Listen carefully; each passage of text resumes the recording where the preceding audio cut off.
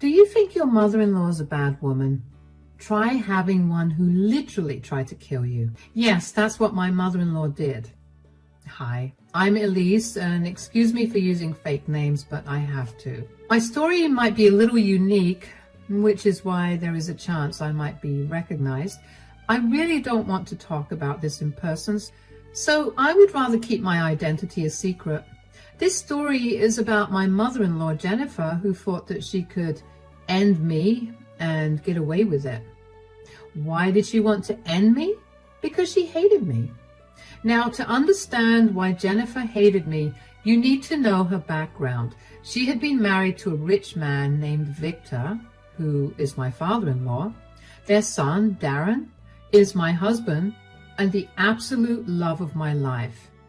We had a fairy tale-like romance and ended up falling deeply in love with each other. Jennifer didn't like it, of course. In fact, she actively encouraged Darren to break up with me. Why, you may ask? Well, it was because she belonged to a rich family while my family was hardly middle class. Jennifer was offended that her son would even think about being with someone like me, let alone marry. Initially, Jennifer kept her tantrums to a certain limit. She used to bother Darren and nag him about breaking up with me. I tried several times to extend an olive branch and meet her so that we could get to know each other, but Jennifer was always nasty to me. Even in public events, she would openly make fun of me and my family while Darren stood up for me. I avoided drama because I didn't want to come between Darren and his mom. So I kept my mouth shut and only protested when she crossed all limits. Darren and I ignored all of Jennifer's protests and continued our relationship. Jennifer kept bugging us but didn't escalate until a dinner party that Darren had organized at his grandmother's house. We were all having a great time. That was until Jennifer came up to me and said, "Don't you dare think about marrying my son, Elise. I will never let that happen." I don't know what brought this on, but now is not the time, Jennifer. We are at someone's party. You don't have to act all innocent, Elise. I know you tricked my son into deciding to marry you. I bet you even gave him the idea of proposing to you at this party. I was confused for a while before it finally struck me that maybe Darren had planned to propose to me at the party. When I looked over at Darren, he had the most shocked and panicked expression on his face. He ran to my side and looked at his mom in both disbelief and anger. He then said, "Mom, what's wrong with you? Why would you ever say that? What I do with my life is none of your business." "I am your mom, so this is my business, Darren. You have to listen to me, Darren. You cannot get engaged to Elise." "I just don't understand, Jennifer. What is your problem? Why are you being like this? What do you have against me?" "You simply don't deserve to be a part of my high society family. If my son marries you, everyone will laugh at us. I will never let that happen. Darren, you understand what I'm saying, right?" Jennifer had early on told everyone that I belonged to a lower class than her, which was why she was not going to accept me. People started to whisper while I looked down in embarrassment. I felt utterly humiliated in front of everyone. However, even though I didn't protest, Darren did protest on behalf of me. He said, "I don't care about everyone. Mom, you have known for a while that I plan to propose to Elise. You brought this up today on purpose so that the surprise proposal is spoiled." "Listen to me, Darren. I don't care if I have spoiled your stupid little proposal. That proposal shouldn't have occurred in the first place. You should have listened to me when I told you to break up with her." "I already told you, Mom, your opinion on Elise won't change my mind in any way. I love her and will marry her, and that's final." Jennifer looked super shocked that her own son would talk to her that way. She was literally wide-eyed from shock or whatever. I had no sympathy for her because she confirmed my doubts about the proposal. Darren had indeed planned something romantic to surprise me, and the surprise was now completely ruined. I was a little sad about it, but that sadness left my mind when I saw Darren showing his shiny backbone to his mother. Jennifer, of course, had a problem with that. She, as usual, turned to me and started to accuse me of turning her son against her. She yelled at me and said, "This is your fault, Elise. You have corrupted my son and turned him against me. I always knew you were a gold digger, and this proves everything." I have no clue what you're talking about, Jennifer. You can't just blame me for whatever comes to your mind. My son was such an established gentleman. He would have never raised his voice at his mother in the past. But you came into his life with your low-class behavior and spoiled his manners. If that's what's happened, Jennifer, I think I did Darren a favor. He really needed to stand up against his awfully controlling mother anyway. I might be middle class, but I know manipulation and control issues when I see it. He is my son, so I can do whatever I want with him. Darren should know better than to defy me and my opinions. Well, you were not the one getting married, so I don't see how you get an opinion. Anyway, I think you should let Darren decide what he wants to do with his life. I will not let him ignore me and run our reputation to the ground. Darren, you are going to stop this madness and leave this ridiculous woman who has no place in our household. Jennifer looked at Darren and was still expecting him to agree with her. This delusional woman thought that she could just walk in and demand our breakup. As if Darren hadn't already made his intentions clear to her, I swear the woman was acting absolutely crazy. Very unsurprisingly, to all of us except Jennifer, Darren refused her demand and said, "You already know what I'm going to say, Mom. I am not leaving my girlfriend, who will soon be my future wife." "You are being childish and immature, Darren. Just break up with her, and I promise we will never talk about this again. If you are so lonely, I will find a nice woman for you from among my friends' daughters. You don't need to marry a low-class woman just because you need someone." "I don't just need anyone, Mom. I need Elsie in my life. I'm done having this conversation with you. You kept insulting my girlfriend, and she didn't even insult you back. You have been exceptionally mean to her, and I won't put up with your behavior." Darren then took my hand and we walked out of the party. Jennifer looked really furious that her precious son was walking away from her too, with a middle-class woman. She took that personally, and I realized then that Jennifer would never accept me as her daughter-in-law. It was a sad thing, but I didn't dwell on it too much. She wasn't exactly a good person, so I wasn't rushing to have a relationship with her. It was better this way. Soon after the party, Darren proposed to me. He actually had a separate surprise party with close friends and proposed to me in front of them. I was over the moon because I had been waiting for the proposal. I won't lie to you guys, but I was afraid that Darren would change his mind after the little tussle we had with Jennifer. I had expected him to take some more time to reconsider everything and maybe then propose. But Darren is a committed guy and decided not to put off the engagement just because his mother acted like a child and spoiled everything. Darren quickly took action and came up with a brilliant plan that made me very happy. I didn't think twice before accepting his proposal. He is truly the love of my life, and I know I want to spend the rest of my life with him. Victor was also present at the party and looked really happy to see us engaged. However, when Jennifer discovered the engagement and the fact that she was excluded from it, she went absolutely crazy. She kept calling and texting Darren about how disappointed she was, among other things. He ignored all forms of communication from Jennifer because she was being mean to me again. Eventually, Jennifer changed tune and started to beg Darren to talk to her. Darren was still not having it, but one day, Victor came to our place and said, "I think you guys know why I'm here. I hope we can talk about, I believe you're here to speak on behalf of Mom."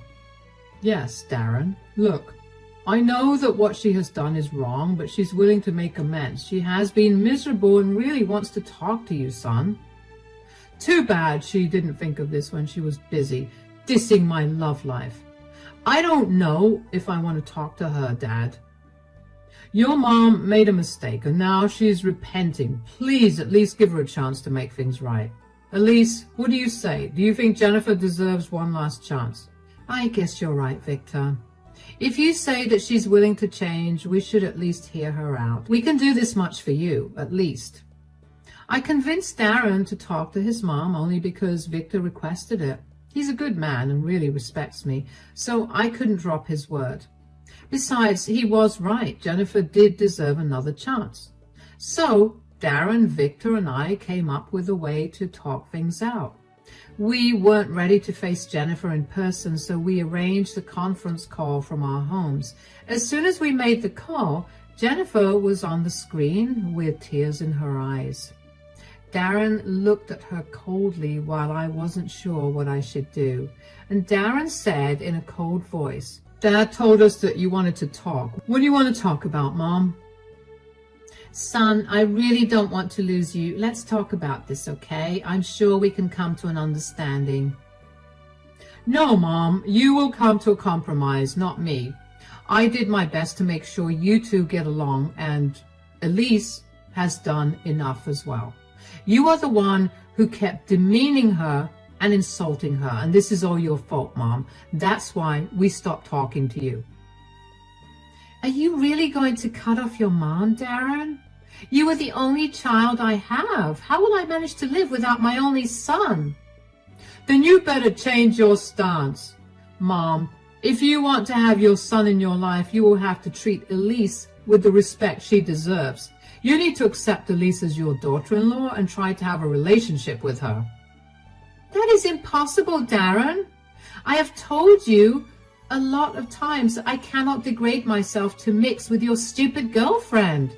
Jennifer was back throwing a tantrum, and we knew talking to her would be useless. We had only agreed to have the video call with her because Victor begged us to. If it wasn't for Victor, we would have had very limited contact with Jennifer and the video wouldn't even be happening. Jennifer disregarded these little details and kept on throwing a tantrum. And that's when my father-in-law finally stepped in and angrily said, That is enough, Jennifer. You are acting like a total child. I had to go to great lengths to convince Darren and Elise to hear you out. Now I'm starting to regret my decision. What you are doing now is absolutely unacceptable. But Darren is the one being unreasonable, Victor. He wants me to accept Elise as his wife when I made it clear that I don't consider her a part of our family. In that case, you can say goodbye to your son, Mom. Like I said, I will not tolerate you constantly degrading my wife. I'm getting sick and tired of you, Jennifer. You are not the only person who gets to decide who becomes a part of the family. I wholeheartedly accept Elise, and so will you, if you don't want to lose your son. Jennifer knew that she had been cornered. She didn't have a single person on her side. No one agreed with her vain perspective and were literally asking her to make things right if she wanted a relationship with her son. Her own husband was now getting mad at her and demanding that she act like a mature, reasonable person. So in the end, Jennifer relented and said, Fine, if that's what everyone wants, I will try to have a civil relationship with Elise. I think it's also important for Elise to agree with you, Mom. She gets an opinion on whether you get another chance or not. What do you say, Elise? I am willing to look past everything and start afresh too. I know how much Darren loves you and you love him. I can do this much for him, but I need an apology from you before we start everything fresh. Darren had been pretty sad about losing his mom in the few weeks that they didn't talk. He didn't say those words to me out loud, but I knew him well enough to know that he missed his mom. Now, I am not the kind of person to give ultimatums or come between families, so when Darren asked me to give Jennifer a chance, I agreed. I did it for my then fiancé and not his mom, but I also knew that I wasn't going to let Jennifer pretend that she never did something wrong. Before we started a fresh page, I needed an apology from her. But when I asked for an apology, Jennifer looked disgusted and screeched at me, saying, "What? You expect me to apologize to you?" "What's your tone, Jennifer? You are going to lose this one last chance if you react to Elise like this." "That is right, Mom. If I were you, I would choose my words and tone carefully from now on. Elise didn't ask for much. She only asked for an apology that she rightfully deserves." Okay, fine. I'm sorry, Elise. Are you happy now? Can we just move past this nonsense already? Now tell me all about your wedding plans. I am so excited. My only son is getting married. I still didn't like the way Jennifer delivered her apology, but I knew that I wasn't going to get a better one out of her. There was no way we would ever be friends, let alone family. She was always going to look down on me, and I would always keep her at arm's distance. But I accepted this outcome. Darren and Victor were happy, and that's what mattered to me. Months passed, and things were somewhat better among all of us. Darren and I spent around 4 months planning the wedding, after which we totally abandoned the plan. Don't worry, we still got married. It's just that the entire wedding planning thing, along with Jennifer's insane demands, exhausted us. So instead of letting her take over the entire thing like she wanted, we eloped and got married with our friends present. I wasn't sad that I didn't get a big wedding. In fact, I was happier than ever, and so was Darren. We finally got married and were ready to start our life together. When Darren and I got back from our honeymoon, we met with Jennifer and Victor, who wanted to congratulate us. Victor was happy as usual because he didn't mind that we eloped. He was just happy for us. Jennifer, too, appeared to be surprisingly calm and congratulated us for our wedding. I made the mistake of thinking that maybe Jennifer was finally done being an uptight witch after all. Well, I was wrong about that. Old habits do die hard, guys. And that same night, she pulled me aside when no one was around and said in a nasty voice, "Bravo, Elise, you played me well. You secretly married my son before I could come up with a plan to separate you two." "What are you talking about? Wait, are you still obsessed with breaking us up? What did you think, Elise? That I would magically turn over a new leaf and accept you?"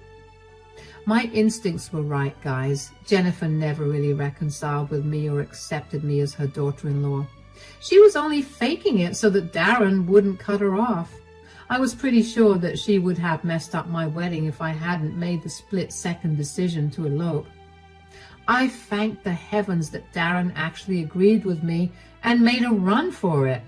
I guess his instincts, too, were telling him to avoid a grand wedding because of possible complications.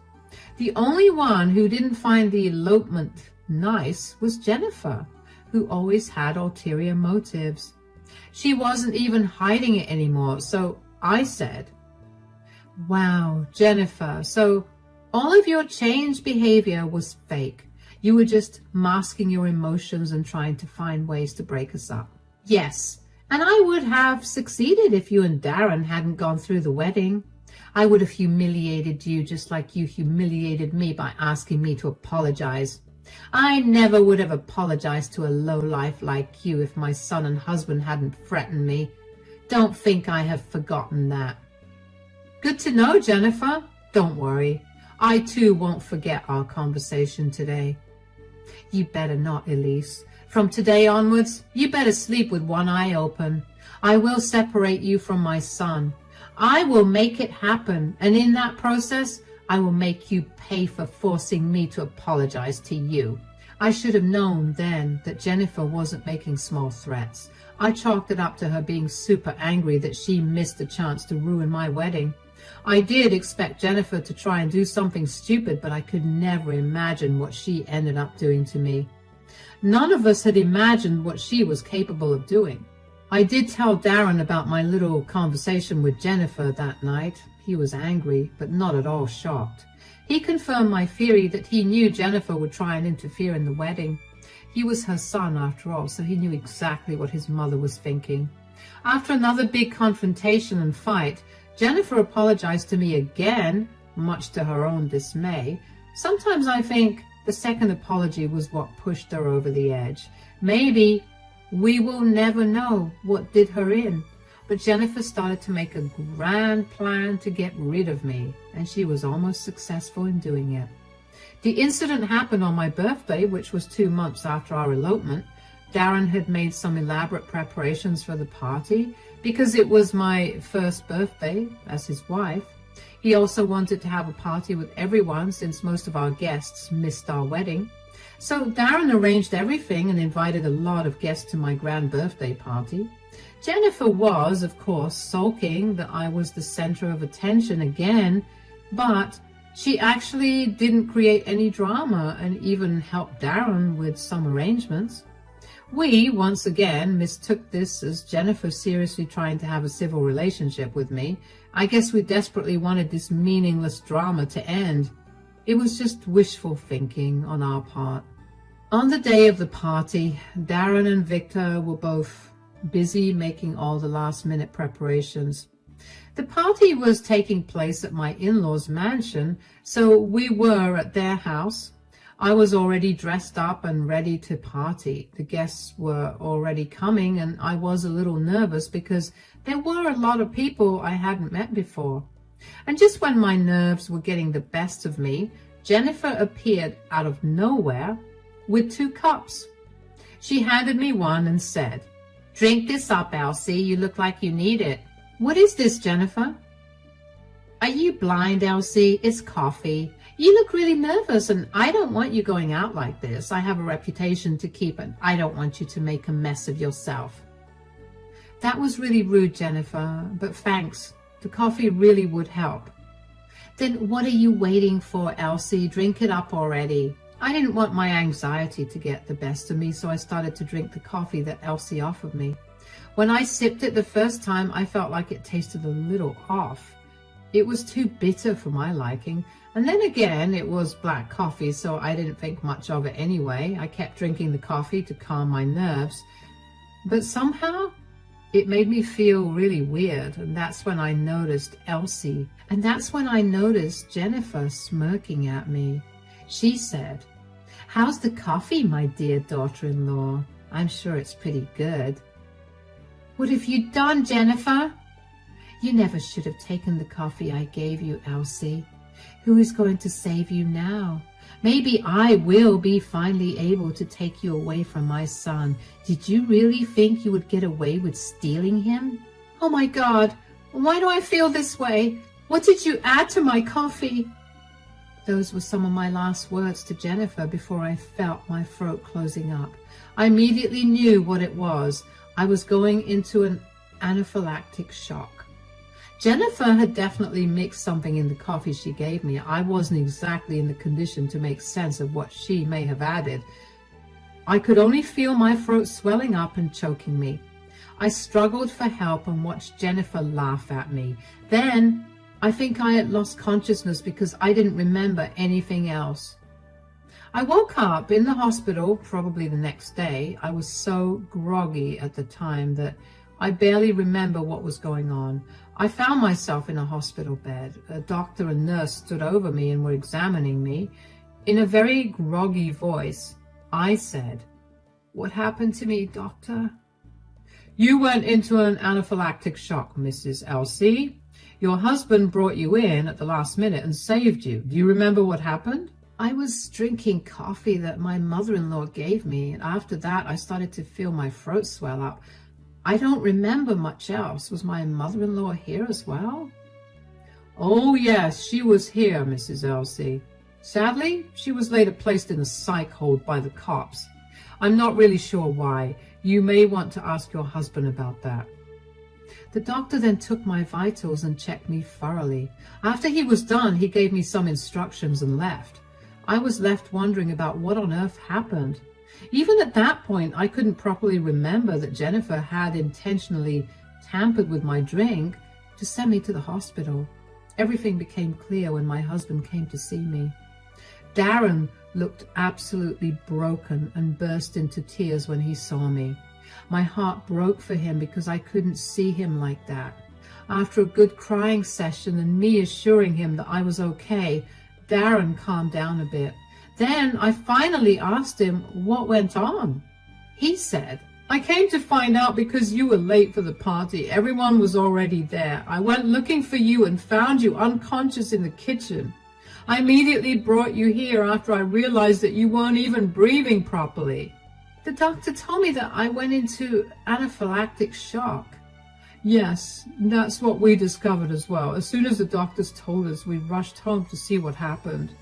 Dad pulled the CCTV footage to find out more, and that's when we saw you collapse after drinking something Mom gave you.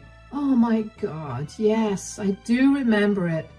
Jennifer gave me coffee to calm me down. I don't know what she told me next, but she was laughing when I was struggling to breathe. That haunting memory came back to me in an instant. Sometimes, even now, I hear her laughter in my nightmares. It was just horrible. Darren looked pretty defeated after I told him what happened. He said, "I know that, Elsie. We all saw the footage. We think Mom slipped something in your drink that caused you to go into shock. The cops are still investigating what happened." The cops? The doctors told me that Jennifer was put on a psych hold. Yes, Elsie. After we discovered the truth, we confronted Mom. I can't tell you all the vile things she said about you. Dad and I immediately called the cops on her. She was put into a psych hold because of how unstable she was acting. I've already pressed charges against her, Elsie. You have filed a police report against her? Do you really want to do that? Listen to me, Elsie. I have allowed my mother to ruin our life enough already. But she just tried to kill you. We don't know if it was intentional or not, but she did do this. There is no way I can let her get away with this. Don't worry, you will never see her again, Elsie. She will be gone for good, I'll make sure of it. I started to cry with relief when Darren told me that he would never let Jennifer come near me again. Darren, too, cried with me. We were both severely traumatized by what happened. Till I was back home, both Darren and his dad stayed by me at all times. Then they took me home and made sure I recovered fast. Don't worry, guys. Darren kept his promise to me. He really didn't let Jennifer near me again. She was put into a psych ward because of her actions, and there was a police case filed against her. She absolutely went crazy, and she is still in the psych ward as we speak. The CCTV footage that was obtained from the house showed enough proof that Jennifer had poisoned my coffee. The most surprising fact was that she didn't even deny it. In fact, Jennifer was pretty proud of what she did because apparently I was taking away her son, so I deserved it. Well, Jennifer's plan to end me or make me sick didn't work very well, though. It backfired on her completely, and she ended up being put on an involuntary hold. Darren and I got great lawyers who were looking into the case. We are hoping to send Jennifer to prison for a while. Also, we took out a restraining order against her so that she can't come near us again. Victor actually ended up filing for divorce because he couldn't be with someone as unhinged as her. He also apologized for bringing Jennifer back into our lives. The poor man was feeling guilty, so I assured him that I wasn't blaming him at all. We are good now. Darren, or any of his family members, didn't go to meet Jennifer. They were all disgusted with her behavior and wanted to stay as far away as possible. Her reputation, which Jennifer was so proud of, was destroyed within a few days. She is now known as the crazy woman who tried to kill her daughter-in-law. Looks like Jennifer is finally being recognized as the lunatic she was. As for me, I have actually managed to have a decent relationship with most of her posh friends. They hate her now and like having me around instead. Darren and I are also doing well, and along with his father, we have formed a strong support system among ourselves.